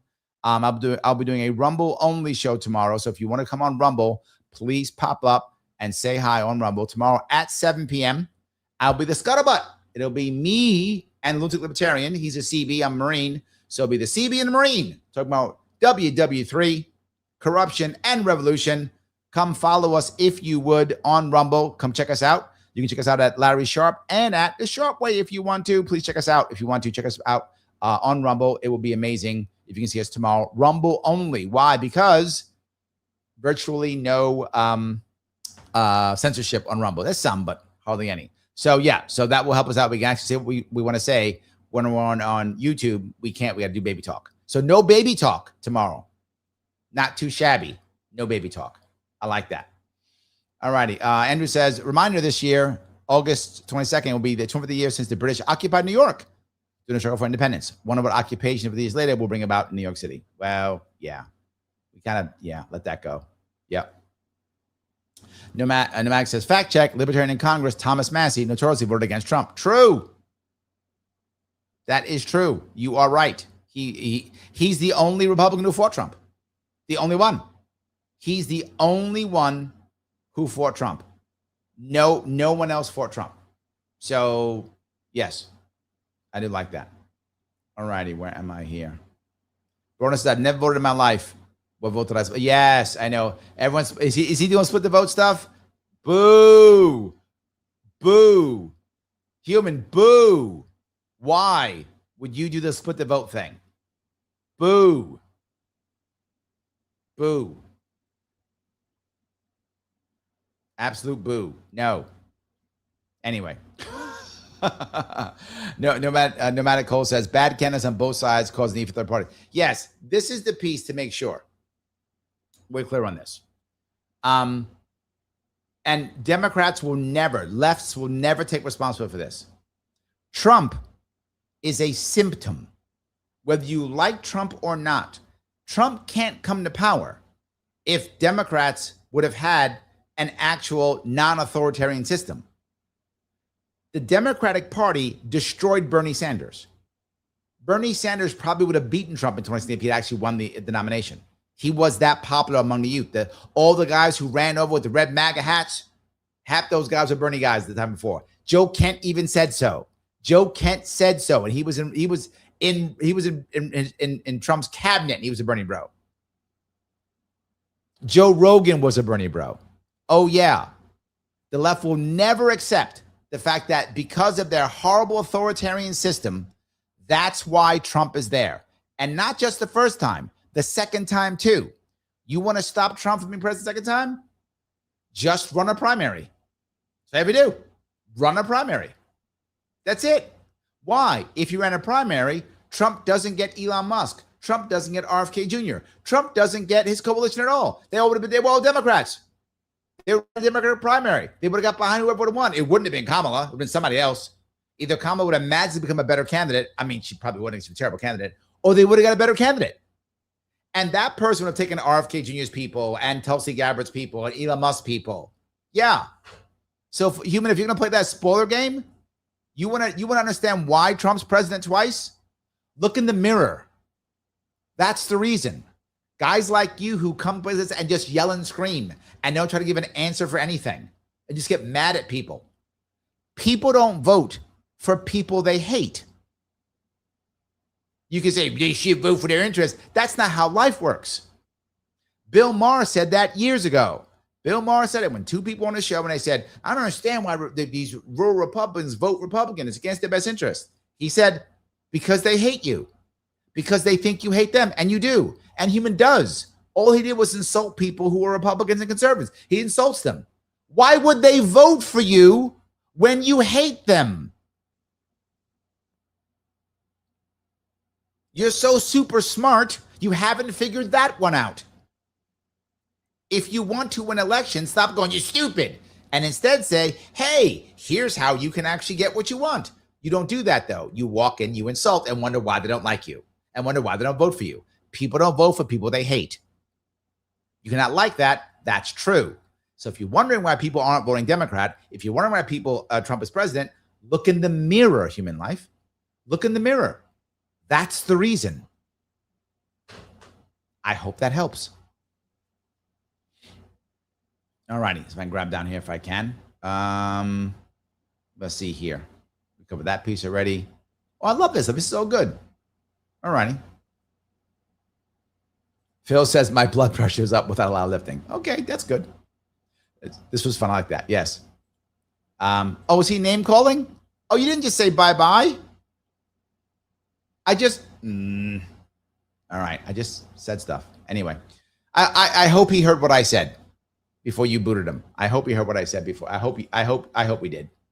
Oh, God damn it. You guys stopped him before. I hope you only ban him for 24 hours. Let him come back. Let him come back. I hope Bums comes back too. Don't get rid of these guys. Don't get rid of these guys. We need them. I want to change them. Here's what you guys don't always remember. Assuming they're not actually bots. Assuming they're real. Assuming they're real. The reality of it is, the most zealous are the converted.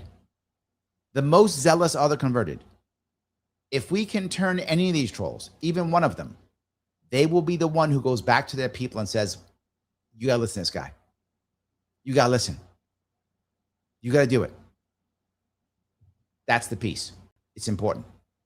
Guys, remember, if you click the button known as Lima, India, Kilo, Echo, please do so if you can. I appreciate it. Please share this. It will not grow. We will not grow unless you share. You have to. If you don't share, we're not going to grow. Remember, I'm asking you not just to share and repost this, but find anything that the four horsemen right now are doing, whether that's Tucker, whether that's MTG, Joe Kent, Massey. Post something about me there. I don't care what. Something. Do it again and again and again. I did it 3 times. Do it 4. I did it 8 times. Do it 9. Keep doing it. Don't stop. It matters. Now is the time. Please. Now is the time. Explore the show if you want to, of course. Linktree/The Sharpe Way. If you can, I would appreciate it. Anything you can do is great. And of course, guys, please comment after the show if you would. And I want you to do, if you would,